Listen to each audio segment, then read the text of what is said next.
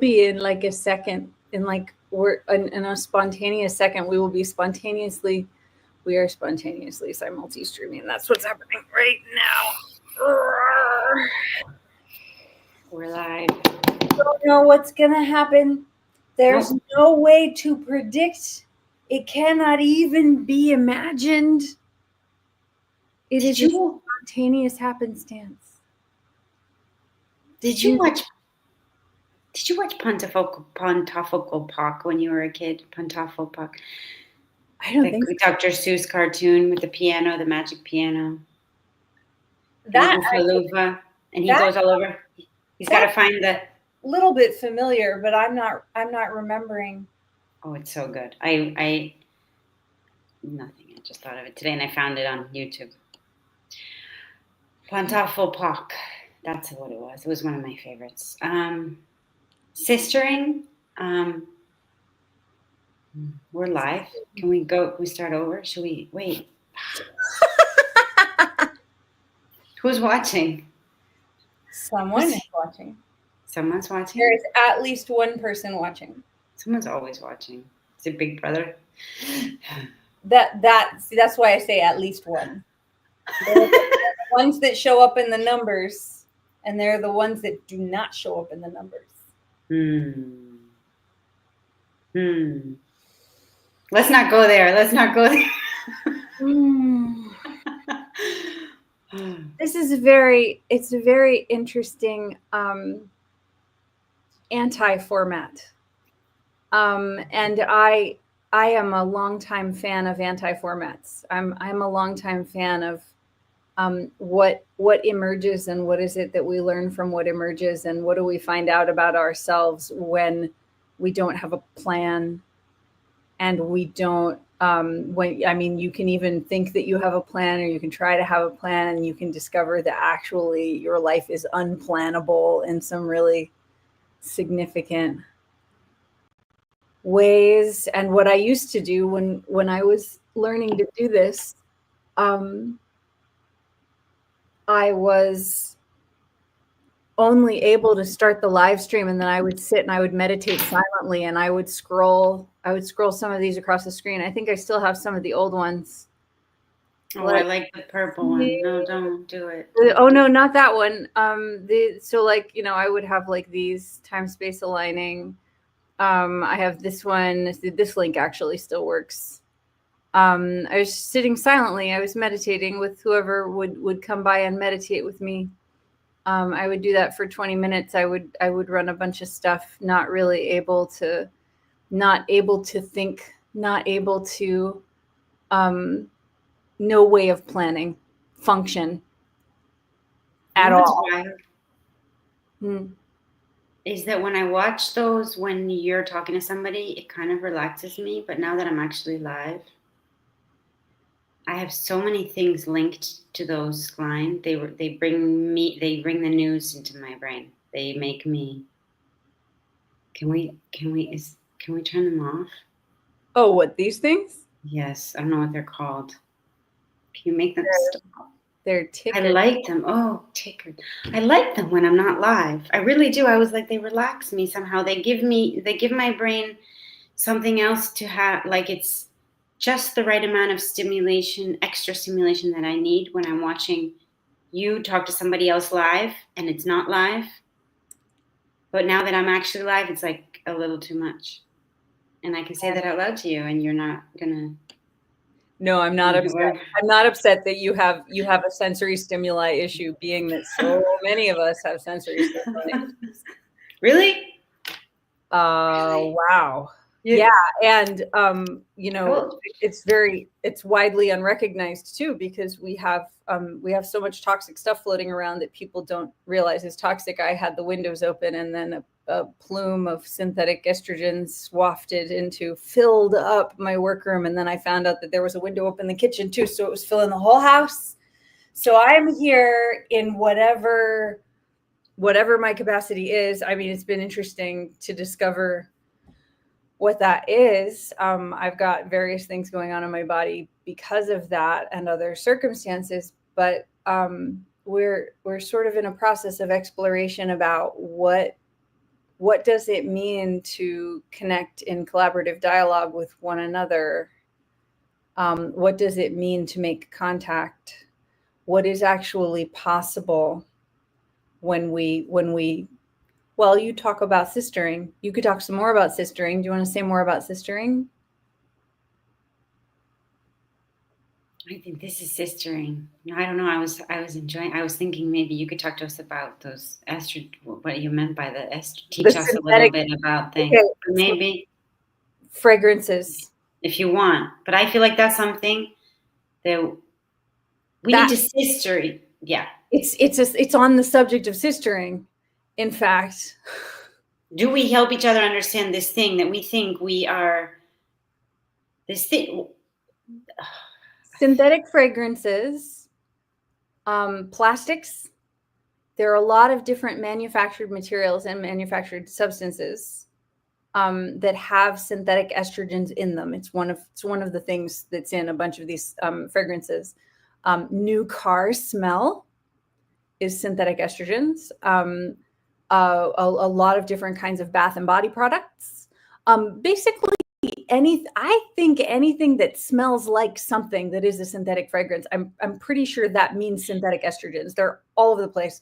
And what that means is that your body, all of our bodies, not just women, everybody's bodies, reacts to the presence of estrogen or uses estrogen in a particular way.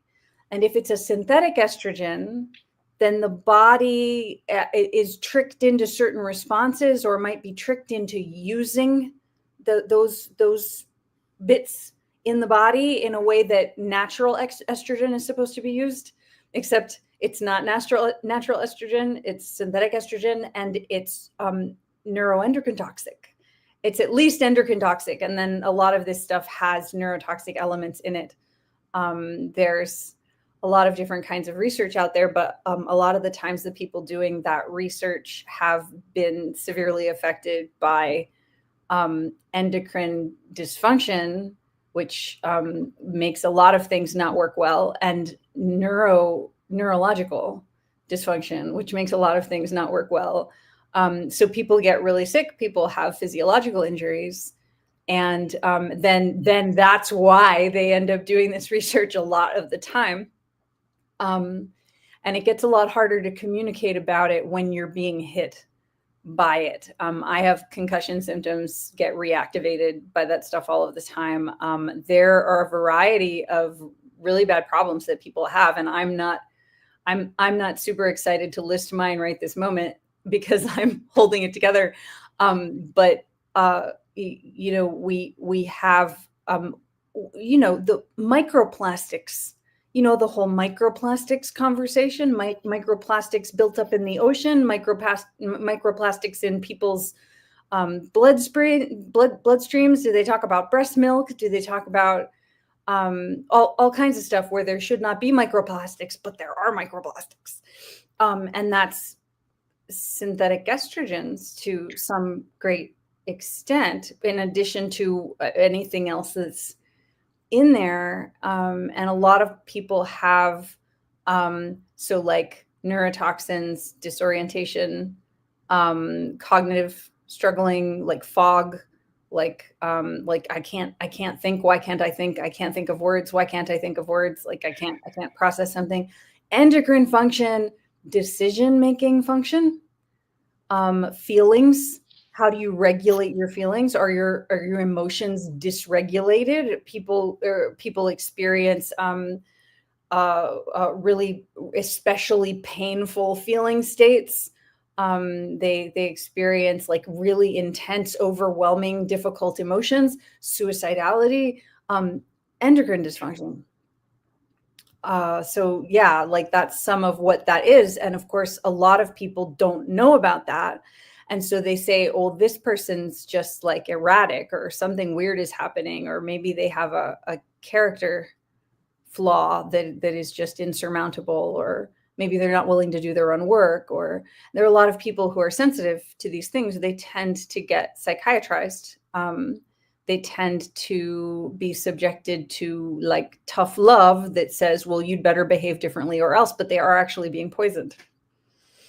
And so if we let them keep being poisoned and we have a problem with the way they behave or communicate, the community body is missing an opportunity for sistering. Wow. How often, wow. Isn't it wild how much we blame what's going on the inside, on the outside, when we say it's this locus of control thing, which I'm still just learning about. Do you know this thing, this locus of control? I don't know how to explain it. You heard about this? Keep talking about it. Maybe I'll pick it up. It's like, I mean, I get a gist of locus of control, but I don't know if it's like a particular reference. Maybe we should talk about this locus of control next time or something, because I could try to remember about it and what I'm trying to say. But I was just, there are too many thoughts going on in my brain right now that just opened up. Well, because I was with you, I was thinking about this.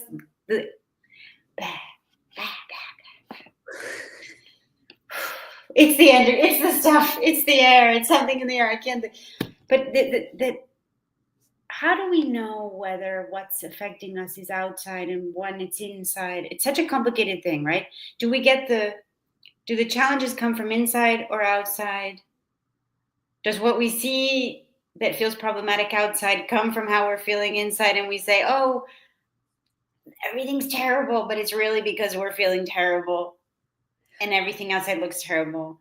And then sometimes, and then where do we go for support? Do we go inside? Do we go outside? Sistering. So there we could say, I could bring it that way. What do we, and well, I would say, this is how I could connect it. When things are hard, this I had to learn through a wonderful therapist who helped me with we did a lot of somatic stuff around traumas.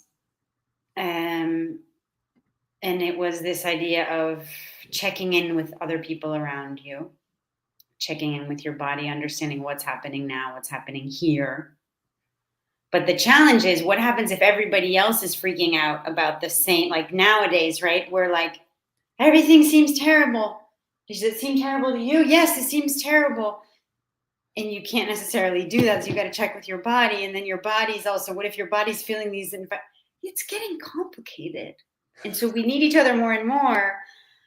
And we need a sister. We need to sister one another in this process, I think, because we cannot do it by ourselves anymore. That was an option that was a privilege that we used to have, perhaps. And some of us had to do as children or adolescents and everything.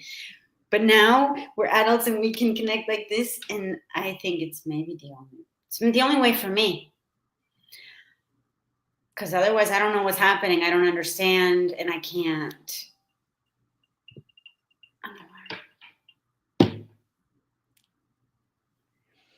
I mean, how well can we come to know our own bodies? And how well can we make space for recognizing and respecting and supporting others' bodies too? When we're all changing when our bodies today are different than how do we even know? Because we've been swimming we're an organism. Like this stuff was around when I was real little. It was not around as much when I was real little.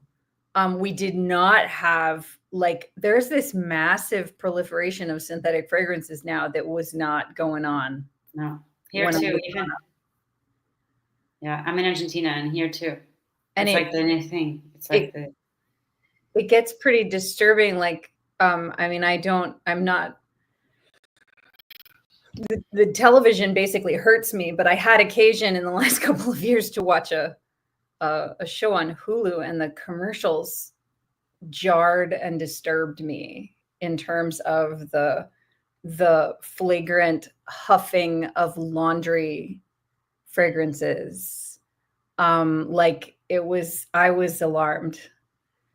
Because the television is there to give you a cue about how you're supposed to behave, and it works on your brain. That's what it does.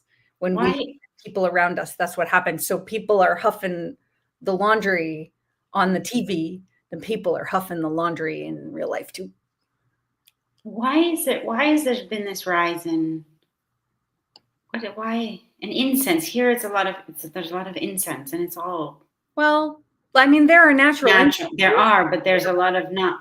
But trying to figure out which ones are natural and which ones aren't can be really complicated. And a lot of people are so sensitive that they can't even handle the natural incense because it's concentrated or like there's essential oils in it.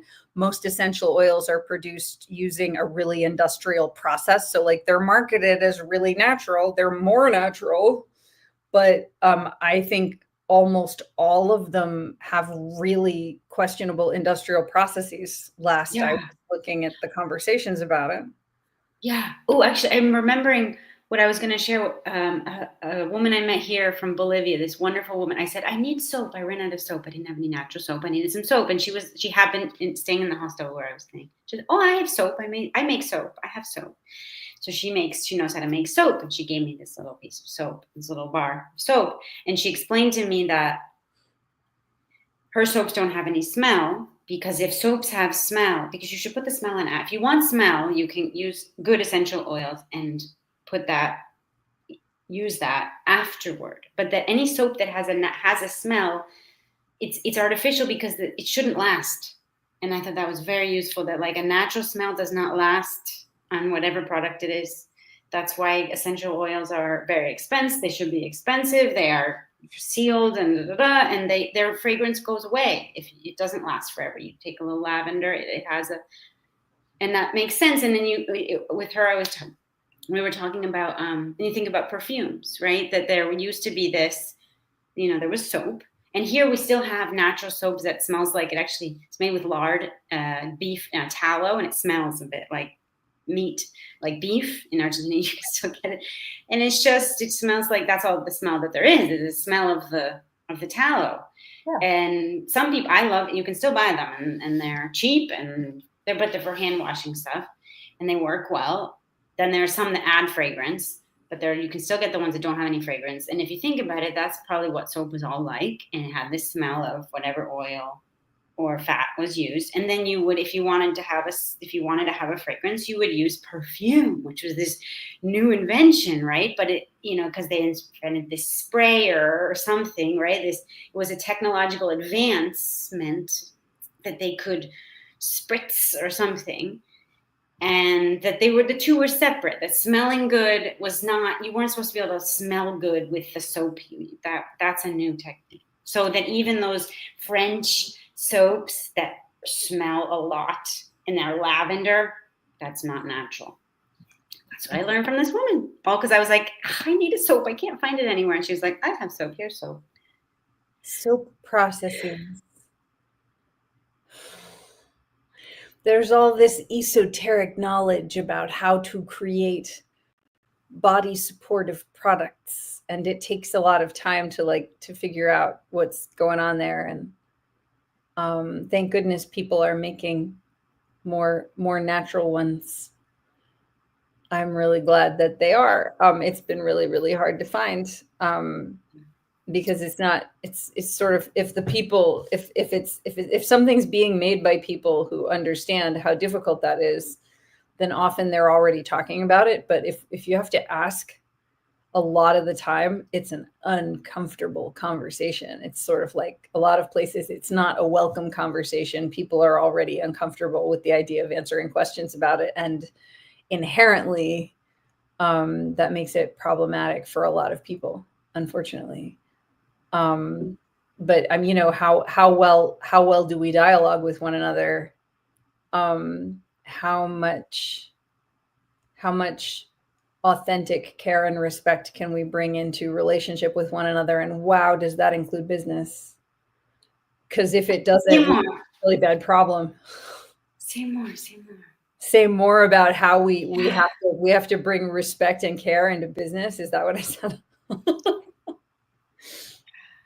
Well, if we don't, then what we have is a process of making money off one another and potentially harming one another and letting that go on, which people can be unaware of it people cannot realize that it's going on, but I think it impacts the collective body no matter what, even if people don't know that it's going on. And a lot of people have been asked to be more aware of it, and they have not been able to come to terms with it. And a lot of the times that's how they're asked, because if they're confronted too abruptly with it, a lot of people can't even process. Like they don't know how to navigate that. And so they don't navigate it. And then there are definitely predatory interests out there making money off of doing harm to living beings and the environment, in a way that they know is going on, and they choose to do it for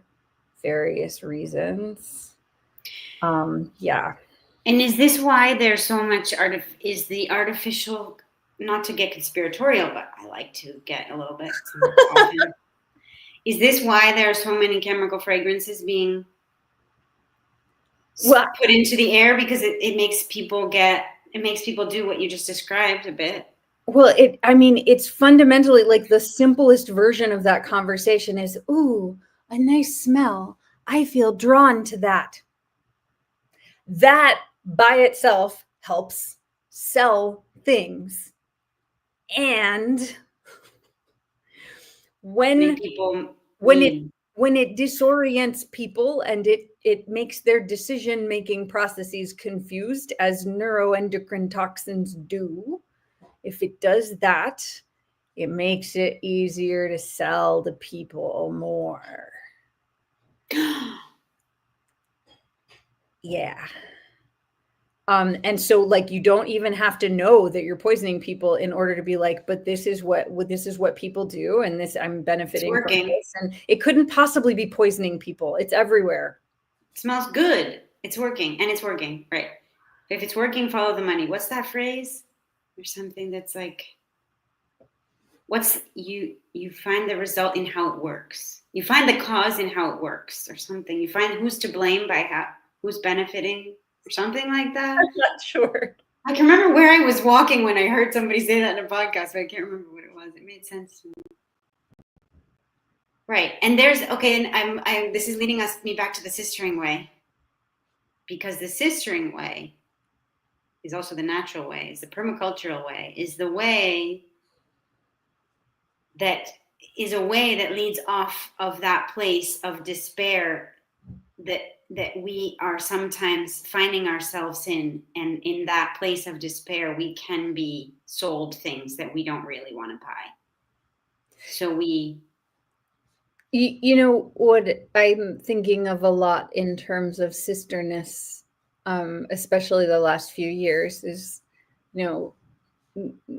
being in relationship with one another, is also always a kind of, it's like a fractal or a holographic. I don't know what the right term is, but we're sistering the earth, and the earth is sistering us. The earth is mothering us, and the earth is sistering us in a way of it's like there's an analog there about how are we with one another, and how are we with the earth.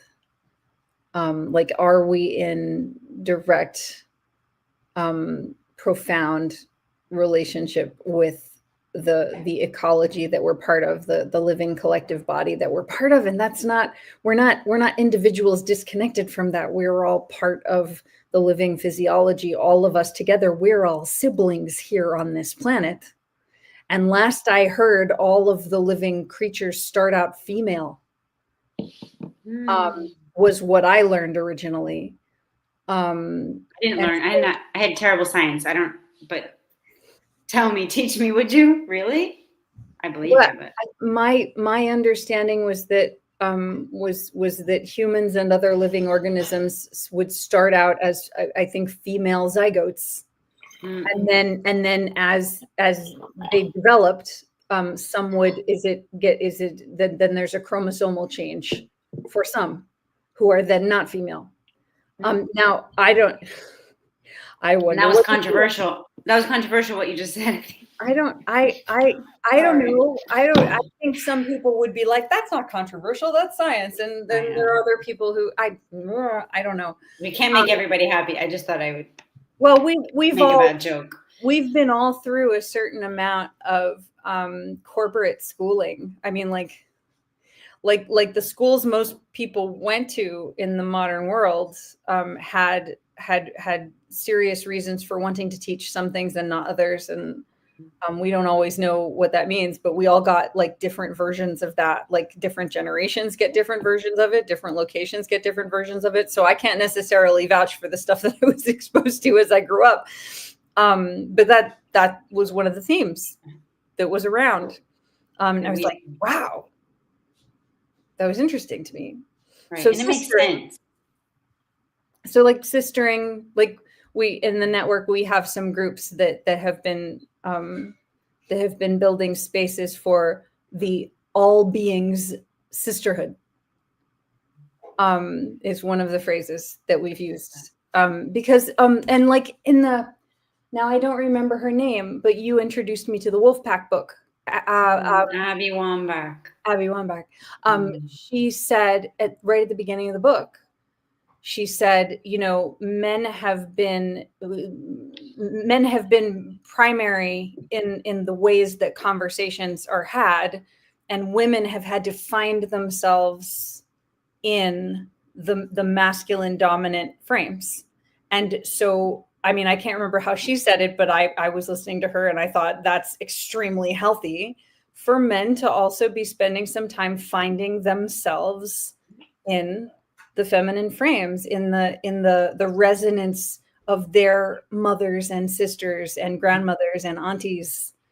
We find ourselves in one another in such amazing ways, and men should not be disenfranchised from that. No, and in every traditional society, they had that as a giant part of their lives. That until they were, I mean, I'm not an anthropologist, but I've been in enough places that live in more traditional ways where, and it's the same. The mothers are with the boys and girls. The boys are carrying their sisters on their backs, and the boys are in that space until they can help with what their fathers are doing. Like that they have these 8 years or something or whatever in this female space, men, boys, girls, everybody. And that space is held together by the women. And, we're having an internet garble, and I don't know if it's to resolve or not. I'll just say a little more based on what I heard, some of what you said, but like men and boys, like having the experience of being sistered, like to have a sister who really cares about you. What I was gonna, can I say what I said again? Maybe I'll try again. If the internet letting me now? For me, it's fine. Is it okay now? Again. Let's see how it goes. I was saying that from what I've experienced traveling, there's in more traditional cultures like the Maya or in Laos, the people who live in Laos, and I'm sure many other cultures around the world, the ones that still exist that live in more traditional ways, ancestral ways, or however I should be saying it, that every boy until he's 7 or 8 grows up is in this sisterhood of mothers, grandmothers, aunts who are doing the work that is, for example, the Maya are harvesting coffee and drying coffee, making the tortillas, cooking the tortillas around the house, and the boys are there, often carrying their sisters. They're part of this sisterhood that is the home, what happens in that space, because a mother who's carrying a baby and has another one in her hand, she can't be doing the same kind of work that a man can do when he doesn't need to do that. And of course, there are some societies, I'm sure, that do things differently, but in many societies, that dynamic is the reality for all children until they reach a certain age, when they can go out with their dads and uncles and whatever. And even 200 years ago, before agricultural societies, before industrial societies and agricultural societies, there was a time in every boy's life that he spent with women, and exclusively women, elderly women, maybe grandfathers as well, but not. Anyways, that's what I wanted to just. But there's part of that in our it's part of our history as a human agricultural species. Say something else right now. It's a knowing, it's a memory, it's an What? agricultural. It just resolved. It was real. You'll have to look at that. You'll see. It's like And it didn't cut for me at all. It was super garbled, and then you started to finish what you were saying, and then all of a sudden it comes back and was clear. I was able to pick up some of it, but I don't know how many people will be able to. What we can let's see. If I was able to pick up some of it, some people will be able to pick up some of it. It was. I can say it again. This is a big thing in my. This is sort of a big part of my stuff. It's a little controversial. Maybe. Try it again right now. Okay.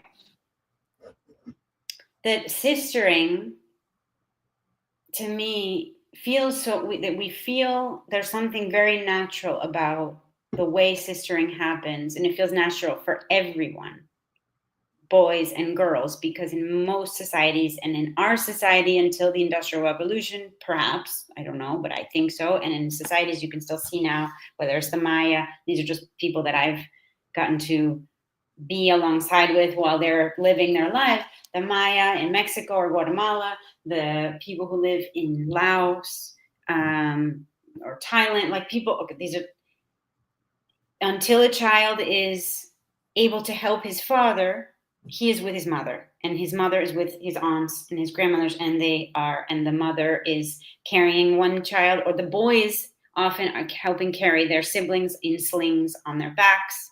They have a role as helping their mothers care for the younger children, and they are useful and feel every child, right? The older children are helping with the younger children, and the people in charge are women. The people are their moms and their aunts, and they're taking care of the things that are closer to the home, because that's where the very little children have to be, and the mothers have to take care of the little children, and so the work revolves around that, whether it's drying coffee or drying rice or drying, all those kind of things, weaving things, making clothing, making but the boys are part of that until they can help their fathers, because there's not this like send them off to school thing. I mean, that has its place. Okay, so right, so this idea, and we lived like that that was our world until, for many of us, I mean, for some people, even 2 generations ago, since we became an agricultural people. I mean, the memories of being nomadic people, and those peoples, there are peoples who are nomadic peoples who still exist. There are many fewer of them than there even are of these traditional indigenous agricultural societies like the Maya, but the memories of when we were nomadic is a whole nother thing. But memories of when we were an agricultural society, right, permacultural, the culture that is part of the Mediterranean culture is an agricultural society that was functioning and working. The Japanese culture, agricultural, the permaculture, all these things. We have how many generations? 3,000 years in the, I don't know, how many, 10,000 years? When did agriculture start? 20,000 years of memories of this, and of lifetimes, some would say. And so that imprint, there is an imprint of sisterhood there. You could call it sisterhood or sistering. I'm just calling it that because I needed a word. And to me, it makes sense. And I love this idea of to sister as a verb. But it could be, I played around with other names when I was trying to name this thing, because it's the way that I try to support people in this way. But you could call it the permacultural way. You could call it the natural way. You could call it the agricultural way, because what is the natural way? I mean, let's say the natural way in terms of how humans interact in this with plants, how we've been, how we have grown as a species, how we've evolved as a species, right? How we've evolved as a species, that now a species that created the technology that allows me to know you and connect with you and to sister you, right? And to sister each other, and that our qualities. Okay, can I say one more thing? You've gotten me. It's clear now. The garble. Now, good. Okay, those were just warm-ups. So the power of this is, I mean, the other day I had a student, I have a new student, an English learner, who her 1-year-old baby was there with her the whole time, and she was holding her baby in the class, like that she can be in her bed in a foreign country and I'm giving a class to like the mothers. So where I'm going with this is that mothers give, because of this technology, mothers and sisters and aunts, we can sister from our homes with other sisters and mothers who are living in that more traditional way that some women, very many women still are, through by choice or necessity, or maybe they're taking care of their parents, or maybe they're taking care, and but they have this technological tool, and then they have this ancient knowing of how to sister one another, and we all do it the same way, whether we're Maya or in Laos or in wherever we are. It's the same. And it comes so naturally to us in some moments that we don't even realize that it's an asset, that if we can use the technology to sister one another,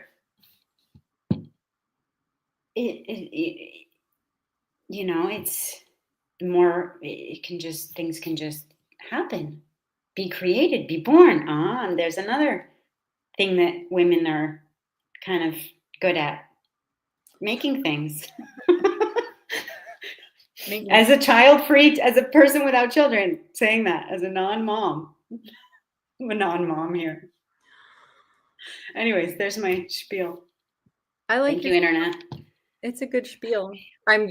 Gosh, thank you for repeating it 3 times so that people can actually hear it. Because when you check in and you hear how it was, you're gonna laugh and laugh and laugh. I'm good 2 dry runs. I got it out. It was good as a warm up. It was like I didn't know. All of those are conversations that we want to have a lot more of, that are really needed. Those are things that really need to be talked about a lot more. There are a lot of people, including myself, who need those conversations supported and accessible and nourished. So I'm really glad you're talking about it, and I'm looking forward to talking about it more with you here and elsewhere. Sign me up. I could do it again. You want me to go a 4th time now? To be continued. This is awesome. I'm glad we got a clear one. We got a clear one. We can clip. I need help with. I have not been succeeding at clipping videos, but if people help me, I might succeed at clipping videos. Can you send it? Can you get help remotely? Does it have to be somebody who you could? If I knew somebody if I could connect you to somebody who might want to help. Maybe. I'm always looking for people who might want to help with anything and everything. Like what? Could you name some of the things you need help with? Tech stuff. A person who, see, this is my problem, because literally a person who does something easily and engages with kindness and respect for collaborators, who has any skill, we're looking for that skill. The person needs to be willing to learn to practice attunement. Not everybody knows how to attune in communications. We need attuned communications. We need to really be listening to one another. What does that mean? What does that mean, attuned communication? It means being really present and really receiving signals, and being willing to learn to receive subtler signals if one hasn't been able to do it.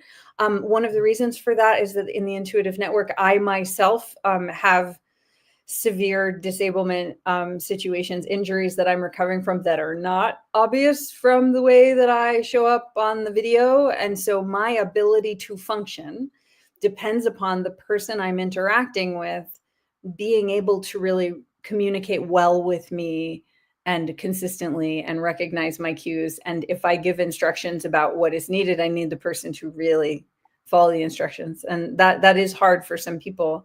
Not dissing those people at all. I have been a person who's had a hard time following instructions at times too. But in my life and a lot of our colleagues' lives, the only way to get through the day, the only way to solve problems, the only way to implement solutions is for us to really be listening to one another. And that goes for media editing and writing and text editing. And it goes for a lot of different, it's anything. Because we're talking about a network, we're talking about a worldwide network of severely disabled people who could not find help anywhere else, and so are part of the intuitive network. A lot of people whose bodies aren't able to do the normative functions that people assume that somebody can do. If you can't do those things, you don't necessarily just die. You end up in a situation where you're expected to be able to do the things, and you can't. And that compounds a lot of bad situations for people solely for lack of someone to say, could you help me with this thing? Could I help you in this way from my best strength? And could you help me in this way, since it's so much easier for you than for me? There are a lot of ways to exchange strengths like that. And there are a lot of people who are not being very kind. I find I'm very lucky because most of the people I get to work with, I think, are attuned. Is that the word? Are my students? Anybody who's watching this who's a former student, you are those people who Megan Elizabeth just described. You are someone who is attuned. I didn't know. Is that it? I don't know. They are sensitive. Them, and I will tell you, they are like that. To people around you. I mean, if you feel like that, like, they are sensitive. Yeah. They know how to do that. To me it feels like I get to spend my time with people who are like that, and so I know there are a lot of people like that. And then sometimes I interact with people who are not like that, and I'm more surprised. But then I know some people maybe it's the neurotoxin, maybe it's the chemicals, fragrances. We have ubiquitous neuroendocrine toxins in our environments and all kinds of other things that we could talk about. But like, there's a lot of stuff just like around in manufactured materials and like flame retardants and upholstery and like the stuff that the wall and the paint and there's all kinds of, if you look at the poison papers, there's this whole thing called the poison papers where like 80% of the products on the market at that time were identified as fraudulently or insufficiently regulated in regards to safety, and they were still being sold. So it's like, it's everything around us. And most people have not encountered information about it. And as a result, people don't know why they're having a hard time. And they get gaslighted and they gaslight one another. And they don't even mean to. They're just like, they never heard of that.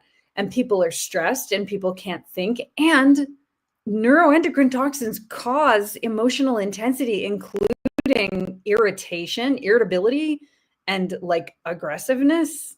And then add this to the mix: radiation, in social media, and junk media, aka the news, and compare all of that to like being in the forest and listening to the bird song and listening to the little crunches of like twigs or leaves under your feet, or like there's an animal moving in the brush, or maybe like the breeze is making how the leaves of trees like whisper, like the wind goes through that's what our bodies for most of our ancestry were experiencing as our ambient environment. And now we have ambient environments that have been stuffed full of heavy commercial influence, because these organizations, they study psychological marketing, they know how it works, or they pick it up from other people, but a lot of them know how it works. If they surround you with those cues, you will start to mimic those cues, because that's what your body does. We're supposed to be mimicking the natural world. We're supposed to be learning the songs of the birds. We're supposed to be like, hello, Mr. Squirrel. It's nice hearing our heartbeat and listening to our breath, feeling our feet, singing songs together and telling stories together. But all of that has been profitably monetized, so that we're surrounded by influences that need us to buy something now, which is really different from what our bodies came up in our family tree, in our ancestral lineage. It's really different from what generations have been exposed to until really pretty recently. Like, yeah. And then yes. And I'm just thinking of an and, because I always try to do this, like, end on a happy note. We should end. I should let you go. But that we are in these magical bodies that are nature, and that, as somebody for whom yoga has saved my life more times than I can count, the breath is with us forever, and it can always, until we don't have it anymore, and then we're not in this body anymore, or maybe for a few seconds, I don't know, but that we can use that to connect to. And we must. And we must. It's really not an option to do otherwise, because we can really lose ourselves if we don't connect deeply to our own somatic nature and then do everything we can to reinstate our contact with the natural living world. So we got to keep doing it. We got to keep breathing deeply. 3 breaths. I got a friend who taught me 3 breaths before she eats. Try this. Every time you eat, take 3 deep breaths. Every time, if you snack, if you could do it every time you have to take a sip of water. That would be even better. But linking it to some action that you're taking. 3 deep breaths. That's it. See how you feel. Come back. I agree. You eat less, you eat more, you enjoy what you eat, and it's amazing how quick we go to do the thing. I got my meal, okay, boom. No, it's like a way of saying grace. I mean, some people say grace, but this was 3 deep breaths before eating. And you've seen probably some people do it, their hands around their food, or or some people say grace. But what if we just take 3 deep breaths before we eat our next meal? Or before we get on our next Zoom, or before we call our parents. I don't know. Before we get into bed, before we lay down and go to sleep. Before we send the message, before we write the email. It's an excellent transitional activity. 2. If you don't have time, do 2. If you don't have time, you have to do 5. 5 deep breaths. If you don't have time to do 3, do 5. You know that. If you don't have meditime. If you don't have time to meditate for half an hour, you must meditate for 2 hours. Okay, Megan Elizabeth, I need to let you go. Thank you to our viewing audience, who I suspect is highly entertained by our antics. Thank you, Molly K, for hanging out with me for a while. Thank you for letting me have your presence, share your presence. Blessings. Blessings to this